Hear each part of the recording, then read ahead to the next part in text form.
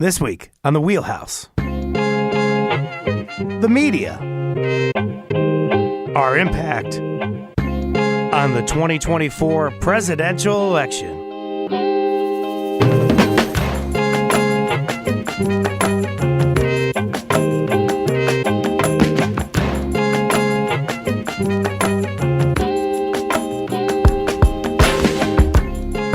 For Connecticut Public, I'm Frankie Graziano. This is The Wheelhouse. It's a show that connects politics to the people. We got your weekly dose of politics in Connecticut and beyond right here.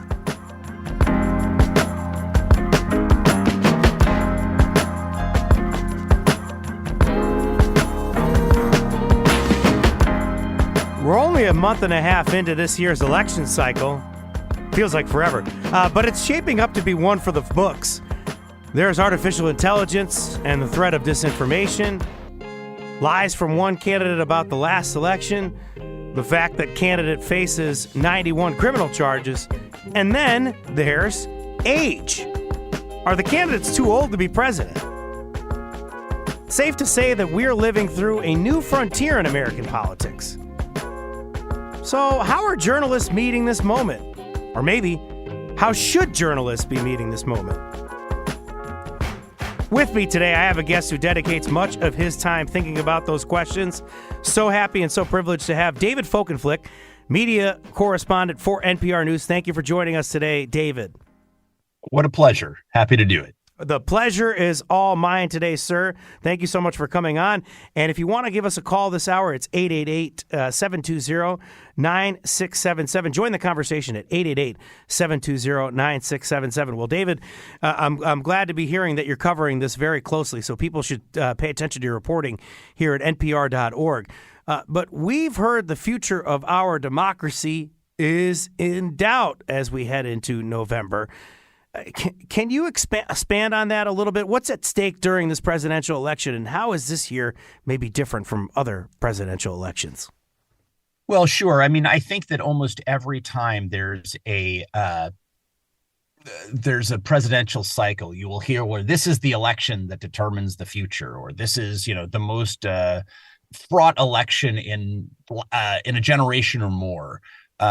Obviously, this election is huge. You're seeing a stark difference in two leading candidates. President Biden presumptively will be carrying the standard forward for the Democrats, and former President Donald Trump looks as though he's pretty much going to run the table when it comes to the Republican primaries, although those aren't officially over yet. But these are not just two starkly different figures leading to starkly different parties with different platforms and policies. I think it's very unlikely that the Republicans will have a platform at all, as in fact they have not under, during former President Trump's previous venture, running a presidential campaign. This really is two starkly different views about what democracy means and how it operates, and its willingness to, at least according to the record we've seen so far, accept the processes and machinery of democracy itself. And so the institutions of American democracy are kind of groaning right now. You see it in Congress in the way it works and often doesn't work under this kind of cognitive dissonance about whether or not we should operate conventionally, but with, changing policies, or whether the machinery itself in some ways needs to be undermined or overthrown. And that's kind of where we're at. I won't argue that this is the most consequential election of our time, because it may be, but it won't beat the media coverage maybe of the 64 election there, I believe it was, with LBJ, Lyndon Johnson, and I believe it was Barry Goldwater. I'm thinking about Daisy Girl when we're talking about this, that famous... Yeah, there was the implication, LBJ's, the Democrats ran ads implying that Barry Goldwater, the Republican senator from Arizona, who was the presidential candidate that year, kind of a sacrificial lamb, that he was going to lead to nuclear war and that atomic bombs would be going off shortly as a result. But, you're pitting these Biden and Trump against each other in a repeat of the 2020 race. And it's, we know from 2016 how consequential electing Donald Trump at that time, a real political neophyte, was to the direction the nation took. So you mentioned there at the end of your previous answer about, whether this is a conventional situation or if it is time to pretty much change it all and maybe change approaches to how we view American politics. So I want to know, what role do journalists play in this historic moment? Not necessarily what should we be doing, but at least are we maybe a player in this? Do we have a role in what's happening here nationally?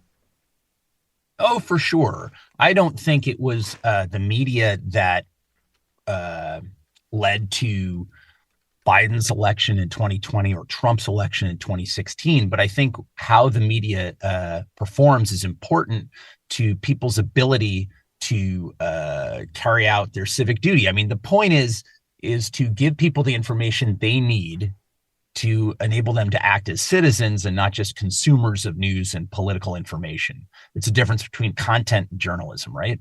And I think that the media failed in a number of instances in 2016, really primarily in some ways in the Republican primary process, to equip Republican voters with their understanding of what Trump represented. It turned out they wanted to embrace him, but it was on the terms that he had set without the, shall we say, mediation of the media. And there are people who object to that. But part of the idea is we're not simply, although I love C-SPAN in many ways, we're not simply like C-SPAN in the sense that we're just broadcasting things without any analysis or context. We're supposed to offer people that kind of texture so they're not simply overwhelmed by what people say without any ability to process it or disambiguate it for themselves.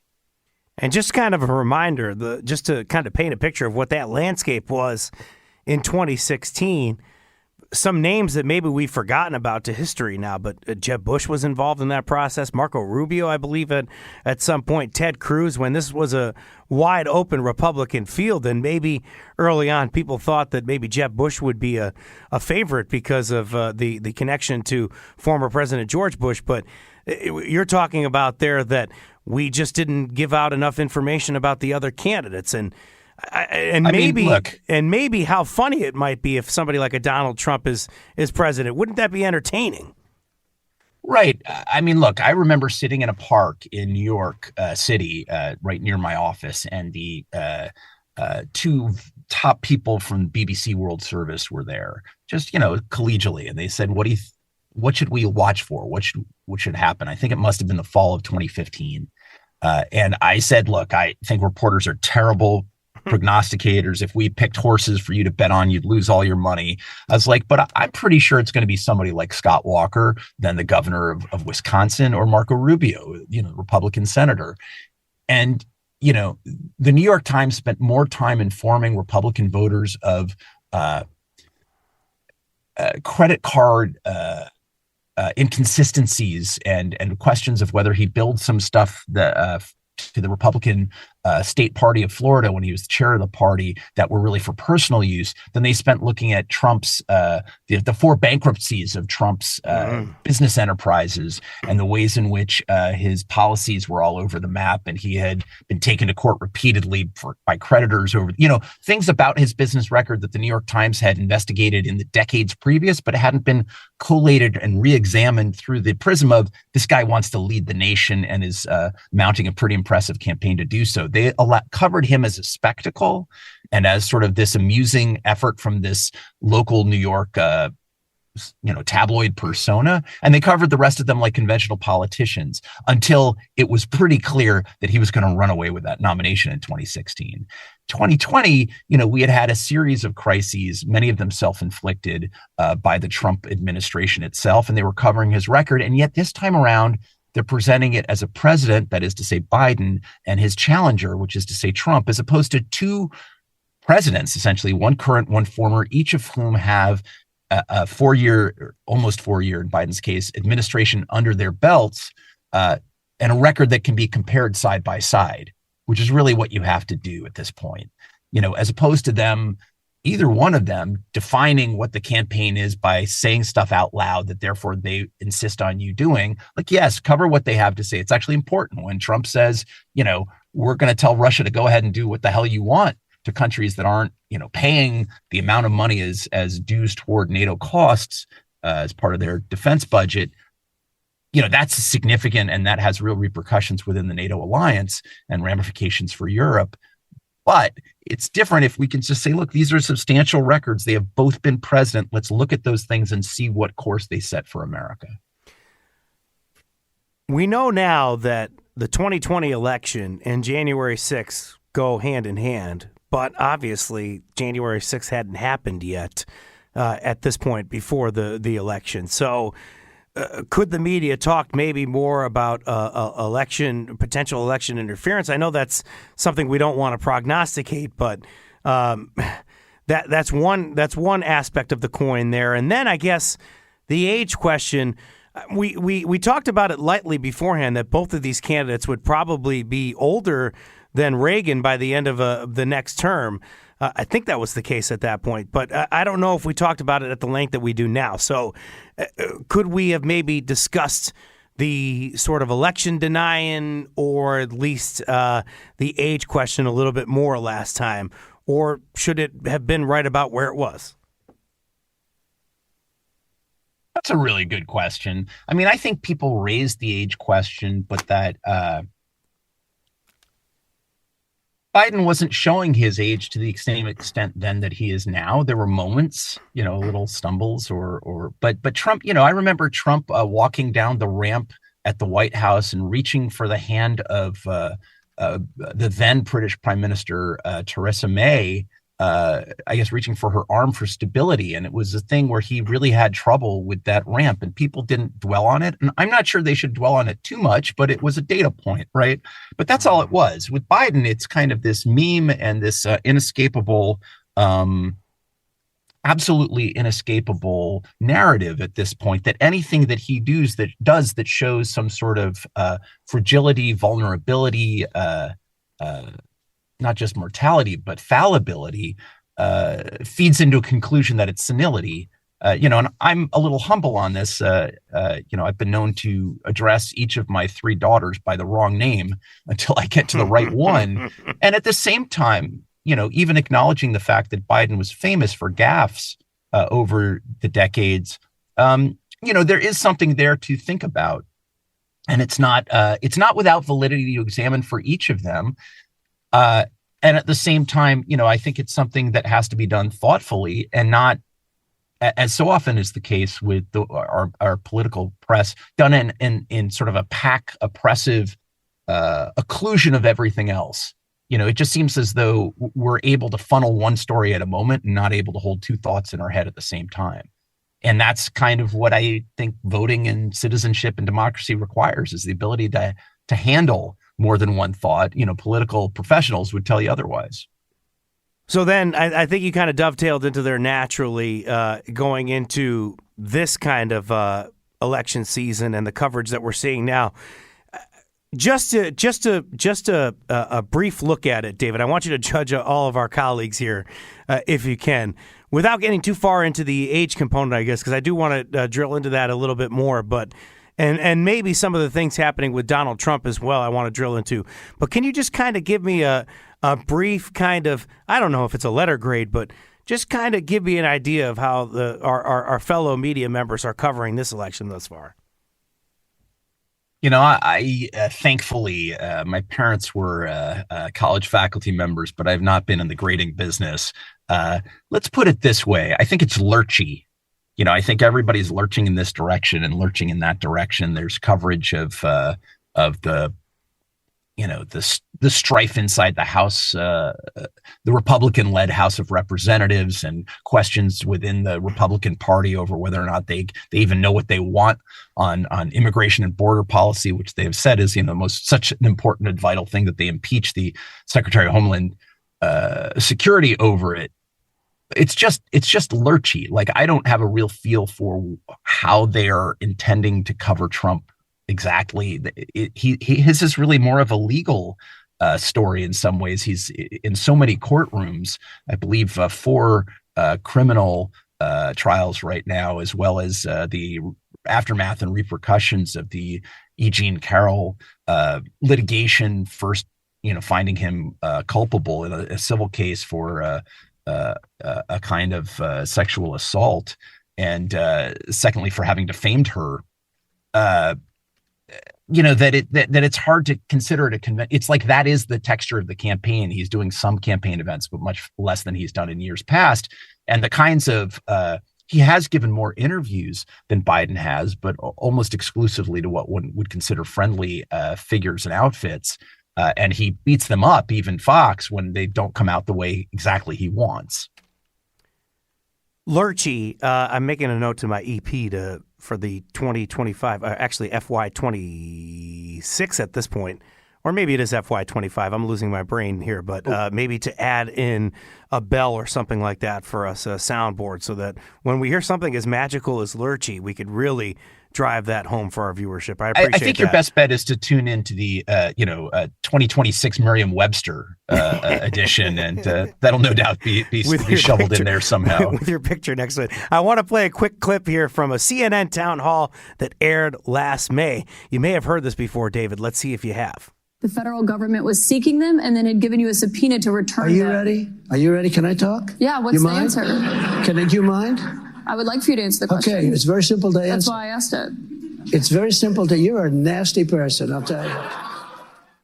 Well, that got a lot of coverage, but the town hall itself got a lot of coverage because a lot of journalists said, hey, maybe that's not the proper format to give a Donald Trump town hall. Is that a good way to cover someone like the former president? David, what do you think? I know that there's a really big category of people that are someone's like the former president. I think he's a little bit one of a kind. Others aspire to be like that, but nobody's able to quite pull it off. And part of that is that Donald Trump's personality and persona was cemented in the public consciousness, however imperfectly and incorrectly, before he ever announced for office, right? Like he had about 117% name identity or awareness in the public populace because of his celebrity on, movies and on TV and as a reality show host and all the like. So he can get away with a lot. That clip that we just heard was from a town hall done many months ago, right, by Caitlin Collins, who's one of the new, sort of introducing her to the nation as a new primetime star from CNN, being elevated from morning show host and not much before then being a White House correspondent for CNN. And it was under the ill-fated strategy of Chris Licht. He wanted to engage Trump and Trump sympathetic voters and be sort of bring CNN back from the perception that somehow it was anti-Trump and, had gone over the top. And I think there was some reason to have concerns about that in the public mindset. What they did instead was turn over this town hall, and it was impossible not to be steamrolled. She was set up for failure in a format that's not designed to elicit meaning. It was live. It was stacked with people sympathetic or outright embracing the former president in a live audience. And therefore, the whole mood and vibe of the room was set against her on her own. Excuse me. And I think that in some ways, the most admirable way of doing it, because Trump really doesn't want his words to be edited, was the way Chris Wallace did. He's now with CNN, but was with Fox News Sunday at the time. And he ran everything Trump said. He didn't edit any of it. But what he did was he did it as a taped interview, long form, and he paused and provided context and correctives to things the president said. And I thought that was thoughtful. I thought we learned stuff from that. I'm not opposed for Trump being interviewed or being interviewed at length. He's an important and consequential figure in American public life. But I think people should have the right and ability to confront him with his past statements and videotape doing that, and to also provide viewers with context so that it's not just that you're being steamrolled because you're live, because it is really hard. I've talked to Jake Tapper and other anchors about this. When people are interviewing Trump or other folks live, and they're just saying a bunch of things that are untrue, you have to pick and choose what you end up going after. You can't correct everything, even everything that's meaningful, that's being distorted if they're on a roll. And what Wallace did, I thought, was pretty masterful. That's a format that works. That town hall set up with fans, making CNN sort of I wouldn't say an arm of the Trump campaign, but certainly in service to what Trump wants to accomplish there, even if it turns hostile, as it did towards the end there, as we heard in that clip that you played. That plays to Trump as well, because he's using the press as a punching bag. And I appreciate that commentary, because I think about moderating debates as something I've done in the past, and many of my colleagues have had to do, many of your colleagues have had to do, maybe you've done it yourself. But you can't always interrupt these folks, because at the end of the day, our job is to inform the public. And while you want to make sure that you're correcting falsehoods so that people can understand what is the truth and what's not, you also want to make sure that they're not hearing people ramble and argue the whole time, because they might not get anything. So what a delicate and you brought up Jake Tapper, too. The job that they have to do at CNN. Wow, that's incredible in that kind of a situation. I wanted to talk about the coverage of the criminal charges, but I do want to just pivot to the current president here. Some debate over the state of the economy, and it seems like the economy is pretty healthy right now, at least in the fact that we've avoided the recession that we thought we were going to get into it in COVID somewhat, and the stocks, at least with thoughts maybe that the interest rates were going to drop, have at least been up for a little bit. So I don't know. Public opinion says otherwise, though, that things aren't as positive. Why do you think that is? Is the media contributing to this? Oh, absolutely. I think there was widespread fears that we would plunge into a tough recession, and we didn't. But the media presented it that way. And one of the things you ask, well, is there real world harm? It's hard to know. And it is real hard to know. This is, economics is a social science, which is to say it's squishy. This stuff is not perfectly predictable. But there were a lot of folks who are saying, there could be a soft landing being navigated here after interest rates shot way up. And people really did get affected by that. But you never saw the recession occurred. The place the recession really occurred was in the media, where there was a lot of slashing back of ads, initially first in podcasting and then throughout media and digital media. And you saw layoffs. NPR was on the front end of those. We lost 10% of our colleagues to job cuts about a little over a year ago. But then you started seeing just sort of marching through newspapers across the country, pretty much everybody except the New York Times. And it was significant and serious. And I think that's something really that contributed, that the media relentlessly went after the economy and the administration's performance on it. And I think part of that was that there were very valid concerns about the effect inflation was having on particularly people in the middle class and working classes. And secondly, I think it was a way to show that they could be tough on Biden, that tonally the press felt it needed to be able to show that after so many years of controversies and crises and clashes and, just this intense state of combat almost, which was not meant to be adversarial, but, became antagonistic, that it showed it could be offering, an equally skeptical and independent eye on Biden administration, which is important to do. Which, if the press is not doing it, it might as well shut down and go home. But it was doing it on an issue where it turned out the economy ended up performing awfully well. Now, presidents don't get to dictate how the economy performs. They would certainly love to be able to do so.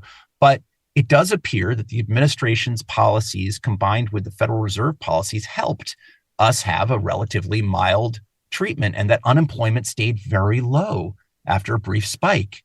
At almost record levels of low unemployment, very good record, particularly for employment of African Americans. These are things that should be celebrated, but you saw it in terms of anxiety, or ultimately late last year stories like, well, things look good. How long can it last?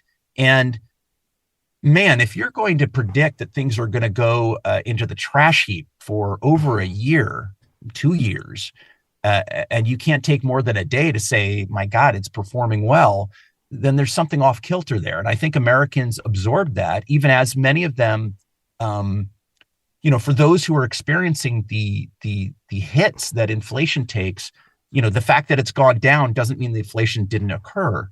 And we should also remember that inflation hits a vaster number of people than unemployment. If 6% of people are unemployed, that's going to affect them and their families, which is a significant part of the population. But inflation hits almost everybody. It's just that some people won't notice as much because they have so much money. Last week, Biden's age and questions of his cognitive abilities splashed across the headlines of almost every major outlet. I got the following clip that I'm going to play for you in a second from NPR. Biden addressed it and a report that ignited the latest round of the attacks on the president's fitness for office. A report on the handling of classified documents by a special counsel who said that Biden was a, quote, well-meaning elderly man with a poor memory. There's even reference that I don't remember when my son died. How in the hell dare he raise that? Frankly, when I was asked the question, I thought to myself, wasn't any of their damn business. You feel for Biden when you hear that clip, obviously, as any human would be. But the media has been talking about this because, after all, this is our president, so maybe we talk about the age. But is it a problem, the depth that we're covering this, or should this be covered more? I guess, is there a way to cover the age question without being ageist? What's the right way to approach it? I think that the age and performance and fitness of the president when he's running for re-election is a fair one for coverage and should be covered. I think that similarly applies to the former president who's intending to run against him, whose own behavior was described as erratic and had trouble getting facts right or remembering names or mixing people up, even as recently as the last few days, mixing up Nikki Haley, his potentially primary opponent in the Republican Party for the presidential nomination, and former House Speaker Nancy Pelosi, which isn't to say that those concerns are necessarily perfectly equivalent, but I think they're both valid concerns. I think when, a federal official documents those concerns, as the special prosecutor, Robert Hur, did, that it's journalistically valid to explore that. I don't think that's the only finding in his report that's worth reporting. I don't even think that's the primary finding in his report that's worth reporting. If you look at the fullness of what that report said, and I'm not a lawyer, and we have really accomplished folks at NPR who cover justice issues and the law much more closely than I do. But as I look at that report, it says, among other things, that there are plausible and credible innocent explanations for what Biden was found to have done, and that Biden was fully cooperative, both in terms of the promptness of his replying, his directions to people to cooperate, his sitting down for interviews, and his what it was that he took with him that was analogous in some ways to what other top officials like President Obama or former Vice President Michael Pence took home. In a sense, what he was found to have done was very analogous to Pence. And the special prosecutor said that he did not, while there was some evidence to suggest that he had done so willfully, that is knowingly, which is part of what the statute says must be done for there to be a criminal violation, there equally were credible explanations provided that suggested he did not, and that he didn't have evidence to take that for a prosecution. Well, that's,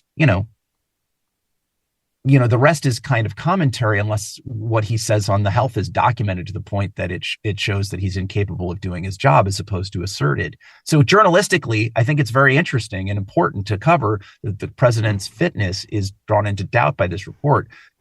I also think that the real story is, let's lay together, these two investigations, one of which has led to a criminal prosecution of a former president, the other of which said there's not evidence to support one, and lay the records side by side. I mean, they're pretty analogous situations that are actually very different in the documentary record. And so, that seems to me to be the larger story, even as I think separately the question of fitness is one to cover too. As I said earlier, can we hold two ideas in our minds at the same time?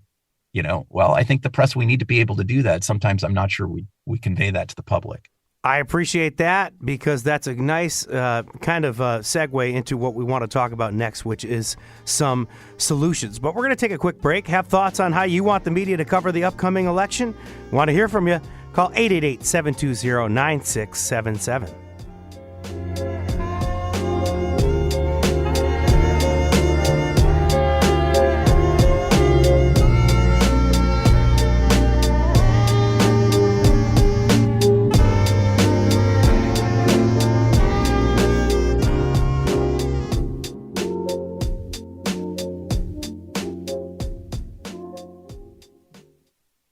This is The Wheelhouse from Connecticut Public Radio. I'm Frankie Graziano. I've been talking with David Folkenflik, the media correspondent for NPR News, about taking a look in the mirror and asking how journalists can be covering this upcoming election better.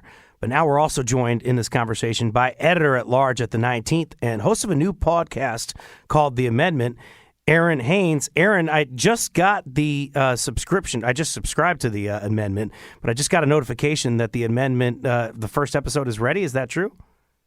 That is right. Thank you so much for mentioning the amendment. The amendment is officially live today, Valentine's Day. So I am inviting all of you to be my Valentine and subscribe wherever you get your podcasts. And you can listen to the very first episode, which features Nicole Hannah-Jones. We are in conversation about the role of a healthy press for a healthy democracy, which could not feel more urgent and really more relevant to what we're discussing here today.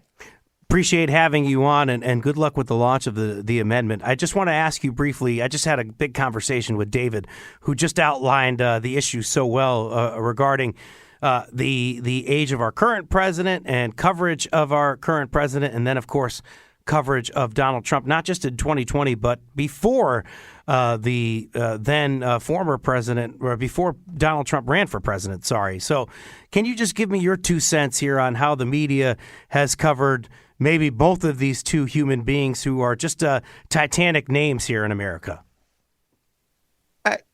Yes, certainly. It is incumbent upon us as a political press to have a conversation about, the fitness of anyone who is running for office. And we know that there are concerns among the American people based on polling about the president's age. He is 81 years old. We know that part of the lack of voter enthusiasm is that not only that we have what is shaping up to be a contest between the same two people that ran for president in 2020, but also that you have, two white men, frankly, in their upper 70s now and early 80s that are on the ballot, the oldest people to ever run for president, who were previously the oldest people to ever run for president. And so that is a topic that is out there for certainly the electorate as we head into November. Can you help me? The reality. Yeah, go ahead. Sorry, you were continuing. I apologize. I thought you stopped. No, the reality is that the president is 81. That is that is something that every day that he wakes up, he is only going to be a day older, and so his age is not something that is going to change. And so I think that what it is up to us to cover as a press is really that fitness conversation, right? How are the ways in which, if the American people are concerned about his age, how is it that we are able to illustrate that either is or is not an issue, right? Whether that is in reference to President Biden or in reference to former President Donald Trump, who is 77 years old, right? I mean, it's the same generation. So to have that conversation about one of these nominees and not the other it suggests that the American people are not concerned about this as an issue overall, as opposed to just an issue as it pertains to one candidate, even as it may seem that some voters may be more concerned about the current president because he is slightly older. Just quickly about media literacy, Aaron, what can the media consumers do better to kind of avoid the pitfalls of misinformation? And then journalists, how do we help decipher what's factual and what's not? And AI, how does that kind of complicate this conversation? Oh, wow. Yeah. I just threw a lot at you. Unpack it if you can for me. Absolutely a lot to unpack. Well, listen, I mean, in terms of media literacy, what is... I do feel like, as a profession, we do have an opportunity because you do have a public that is much more engaged in our politics, much more interested in what is happening in this country. And so they are seeking out information, right? And maybe not always in the traditional areas that they have always sought out that information, but they are seeking it out. And what they are finding is not always credible. And it is a lot more sophisticated than when folks like I or David were coming up, and it was, Hillary Clinton's alien baby in the supermarket line, in the Inquirer, right? So, a lot of mis and disinformation can look real, and so, it is incumbent though upon our audiences to try to figure out if that information is legitimate. Just a few things that I would recommend to people who are trying to discern that. One, if they are reading a story, if the only place that they're seeing that story is the site or the video that they just watched, if they have not seen this anywhere else, chances are that report is probably not that original, or if it is that original, it is for a reason, because maybe it was made up. That there's a chance that it was made up, right? So that's one way. Really doing just a little bit of digging around the internet to find out if something is a reputable source of news. Usually can turn up whether that is true or not. And then lastly, I would say, we as a profession, we absolutely need to be concerned about AI to continue to contribute to the misinformation, disinformation ecosystem, particularly headed into this election. We've already seen, in New Hampshire with the fake robocall that went out, in President Biden's voice likeness, that in an attempt to fool some voters. This is something that we're going to have to pay attention to, and something that we're going to have to try to combat. Aaron, I laughed about Hillary Clinton's alien baby in the Inquirer, but when you're a kid and you're in the grocery store and you're seeing constantly, maybe in the year 2000, that we were all going to die in the Inquirer, man, that was serious for me back then. So maybe I shouldn't be laughing, because listen, if you're seeing that in the grocery store, it can be something. I do want to end the conversation here just by asking David Folkenflik a couple of questions here. David, former President Trump routinely attacked and undermined the press in past presidential elections. Should we expect rhetoric like fake news, enemy of the people this time around? Well, I would refer you to my statements of some minutes ago, which is to say the reporters make terrible prognosticators, right? But I don't see any reason we shouldn't expect that. I think he's going to build on it. I think that he will, if anything, find ways to be more dismissive, combative. But, he's found new targets, right? It's not just the deep state. It's the permanent, class of, oppressive prosecutors who are coming after him.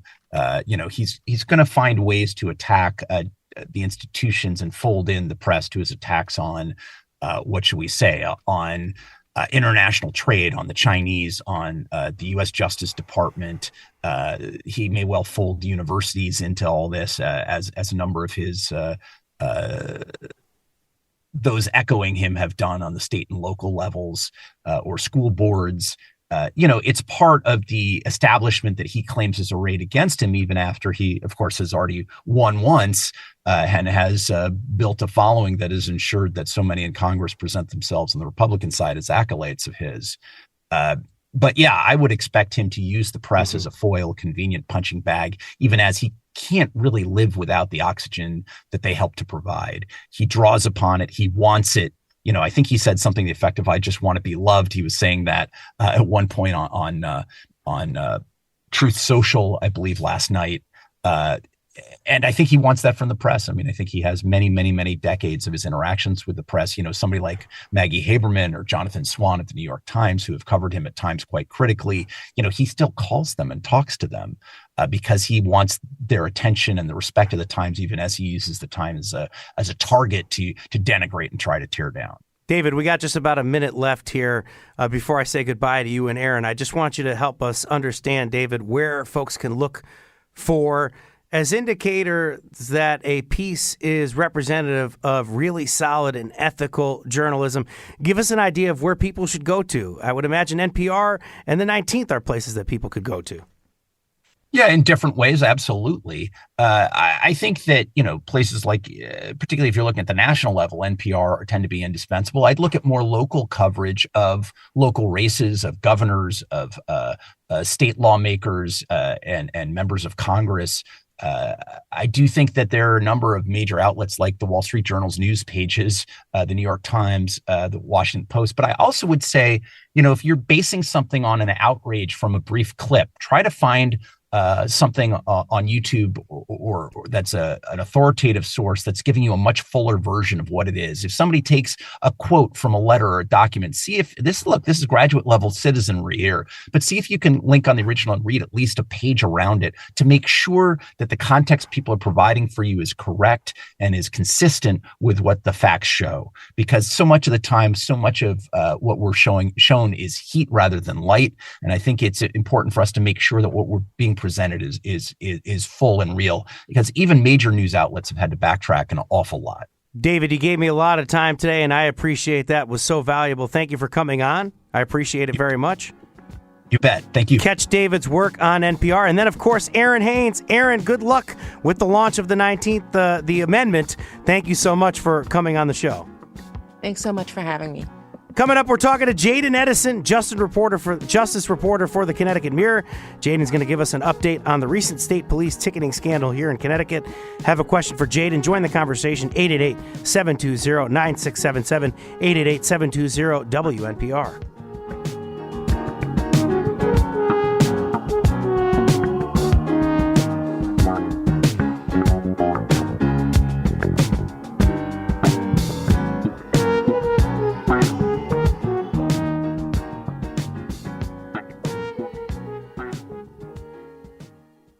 This is the Wheelhouse on Connecticut Public Radio. I'm Frankie Graziano. Thank you for listening this morning. Last week on the show, we told you about what lawmakers could do to address a recent state police ticketing scandal during Connecticut's 2024 legislative session, and address it they will. Governor Ned Lamont has proposed that law enforcement face felony charges if they falsify traffic tickets. For more, we're joined by Connecticut Mirror justice reporter Jayden Edison. Good morning, Jayden. Good morning. Thanks for having me. Thank you so much for waiting throughout that last conversation to give us this important update. You gave us a little bit last week, but now we have some news with the state of Connecticut after they recently hired a former U.S. attorney to investigate data from tens of thousands of traffic stops flagged by a local task force. There is some news in terms of a new bill that's proposed. But first, I want to say the group, the Connecticut Racial Profiling Prohibition Project, they fight racial profiling. The concern that they had when they audited some of this information before the independent investigation, or so-called independent investigation, did, they had information for some 26,000 stops that they were likely inaccurate or outright false, rendering the data unreliable. Jayden, can you remind us of what Deidre Daly found in her investigation of that audit? Yeah, so I think, one of the bigger parts of the audit was that it essentially corroborated the larger problem with systemic failures by the state police to keep track and to make sure that, the agency itself and state police troopers and constables are abiding by the Alvin Penn Racial Profiling Prohibition Act. Particularly, it pointed out failures to respond effectively to initial investigations dating back 2018 that found that 4 troopers had falsified ticketing data, which was something that was uncovered by Hearst in Connecticut, who did a great job following that along the way, but also failing to address information that pointed to broader problems with the data and not properly supervising and training the troopers on data entry. So you found these kind of larger systemic failures as it pertains to the racial profiling law, but also what it did find was that perhaps the intentional falsification by individual troopers and constables may have been, quote, far more limited than what was initially expected. But nonetheless, it found that at least 6 active troopers and 1 active constable may have intentionally falsified data, and also concluded that internal affairs of the state police obviously should conduct investigations into those officers. But also there were a number of retired troopers who the auditors were not able to, do thorough investigations on due to their retired status. Now, on the flip side, I think what you found was that the auditors did not do any kind of extensive or exhaustive digging into troopers who may have, basically disregarded the state's racial profiling law by not reporting, traffic data into the racial profiling system as required by law. So a number of things going on there, but that's the gist of kind of what the auditors found and kind of led us to this point where we are now. John Henry Smith, host of All Things Considered here at Connecticut Public, spoke to the person that led the racial profiling prohibition project's audit of the traffic stop data. He is Ken Barone. In our report, we had actually identified 110,000 unreliable records submitted by the state police. 38,000 records that had more than 7 errors in them in the individual records, 52,000 records that were duplicated to make one stop look like 2, 3, or 4 stops, and then the 26,000 uncorroborated stops. So we're really focused on this sort of one action, but the truth, I think, is if we step back for a minute, what we see is a general failure, I think, for the course of many years on the part of the state police. Will you react to Barone's comments there, Jaded, at least with some reaction to Daly's report that doesn't potentially let the police off the hook here? Yeah, I think one thing that Ken and a lot of the auditors, along the way always kind of pointed out is that, the audit itself was not a criminal investigation. But what it was concern by the auditors that, hey, this data that we have been collecting for more than a decade at this point, and that we have used to pass along to lawmakers who craft public policy and for people of the general public who form opinions and perspectives and provide public testimony based on this data that has been collected. There were concerns that, at least by what the auditors found, was that here's a problem. Here's what we think may be the particular issues. Now it's up to the state to figure out exactly what the problem is and to solve it. And I think that when you think of it through that lens, rather than thinking of the audit itself as a criminal investigation, I think it provides the perspective of, you look at the systemic failures by the state police to abide by the Racial Profiling Act. I think that the audit itself corroborates those findings, right? And I think what maybe gets lost in the public conversation is that, again, when you look at this law that has been on the books for more than 2 decades, but obviously, you had the update to the law in 2012, which created the Prohibition, project, which, Ken Barone is, plays an integral part in. A lot of that data and a lot of the information, that, again, folks have used to form kind of public opinion and public policy has largely been unreliable due to the failures outlined in Attorney Daly's report. Jaden, can you just spend the last minute or so here talking about what the governor and local lawmakers are prepared to do about this, if anything? Yeah, so the governor has proposed a bill that would criminalize, a lot of the activity that was uncovered by the audit, which would including, police officers intentionally making false written statements or entering false information or data into the law enforcement record. Particularly what it does, though, is it would, define those actions as a Class D felony under law, which is under the current penal code, right, is up to $5,000 fine in a term that wouldn't exceed more than 5 years. I think what's also interesting, though, is that it also sets kind of parameters around when, state police need to report this activity to the appropriate authorities. And so what that includes is that requiring the state police to, report any potential violations of that law to the Police Officer Standards and Training Council, which obviously has the authority to launch the decertification process, but also requires the state police to refer any of that, any of those findings to the chief state's attorney so the Division of Criminal Justice can conduct its own criminal investigation. So a lot there. I think there will be a lot of conversation. I think the governor's bill as proposed will evolve through the course of the legislative process, but certainly a foundation and a starting point for the conversation to be had. And we'll be following it along with Jaden Edison, justice reporter for the Connecticut Mirror. Go to ctmirror.org for more information there. We appreciate you continuing to showcase this story on the Wheelhouse. Thank you for coming back, Jaden. Hey, before we go, I just want to make sure we didn't minimize something here. We want to take a second to make a quick clarification regarding an earlier part of the show. A jury did find former President Donald Trump liable for the sexual abuse of Jean Carroll in 1996. Thank you for joining us today, everyone. Today's show produced by Chloe Wynn, technical producer Dylan Reyes. Thanks to Meg Dalton, and of course, Katie Pellico for helping us out. Download the Wheelhouse anytime on your favorite podcast.